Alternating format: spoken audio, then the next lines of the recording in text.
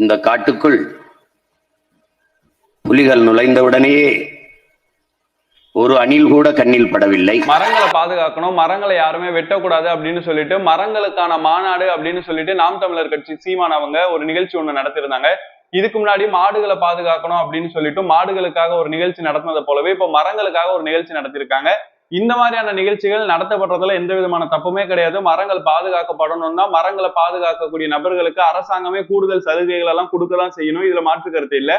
ஆனா இந்த ஒரு இடத்துல சீமான் அவங்க எதை கவனிக்க மறந்துட்டாங்க அப்படின்னு சொன்னா, மரங்களை பாதுகாக்கணும் அப்படின்னு சொல்லிட்டு மாநாடு நடத்தக்கூடிய அவங்க போட்டிருக்கக்கூடிய மேடை அப்படிங்கிறது மரத்தை வெட்டி செய்யப்பட்டதுதான். அவர் கை வச்சு பேசக்கூடிய அந்த மைக்கினுடைய போடியம் அப்படிங்கிறது ஒரு மரத்தை வெட்டி தான் செஞ்சிருக்கிறாங்க. அங்க இருக்கக்கூடிய ஸ்பீக்கர்ஸ் எல்லாத்தையுமே பாத்தீங்கன்னா அதுவுமே மரத்தை வெட்டி செய்யப்பட்டதுதான். மரத்தை பாதுகாக்கணும், மரத்தை வெட்டக்கூடாதுன்னு சொல்லிட்டு அந்த நிகழ்ச்சிக்கு எல்லாத்தையுமே மரத்தை வெட்டியே செஞ்சிருக்கிறாங்க. இதை நீங்க எப்படி பாக்குறீங்கன்றதை கீழே மறக்காம கமெண்ட் பண்ணுங்க.